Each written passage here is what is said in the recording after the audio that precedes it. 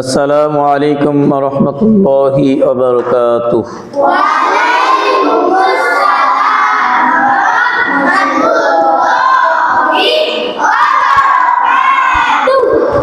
সবাই কেমন আছেন? আলহামদুলিল্লাহ। কাছে বা দূরে যে যেখানতে আমাদের এই ভিডিওগুলো দেখে থাকেন, সবাইকে ধন্যবাদ জানিয়ে আমাদের সাপ্তাহিক আয়োজন প্রশ্ন উত্তর পর্ব আমরা আবার সেই অনুষ্ঠানে চলে এসেছি।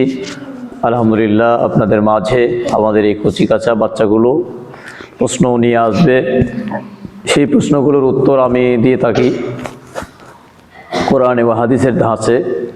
শুধু বাচ্চাগুলোকে উদ্বুদ্ধকরণে এই কাজ করে থাকি ভবিষ্যৎ ইসলাম প্রসারের লক্ষ্য।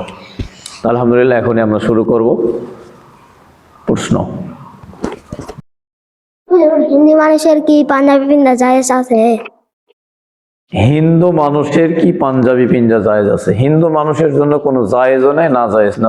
ওদের কাছে যেটা ভালো লাগবে ওরা সেটাই করতে পারে, কারণ ওরা তো আল্লাহর কোনো বিধানকে মানে না। বসো। হুজুর, একটা লোকের কবরে ফুল গাছ বের হয়েছে, তাহলে কি এই লোকটা জান্নাতি? কবরে গাছ বের হওয়া, ফুল গাছ বের হওয়া, এমনি গাছ বের হওয়া, এটার দ্বারা জান্নাতের কোনো নমুনা নেই। কবরে বিভিন্ন কারণে গাছ হতে পারে, এটার দ্বারাই যে সে জান্নাতি এরকম বলার কোনো অপেক্ষা নেই। বসো।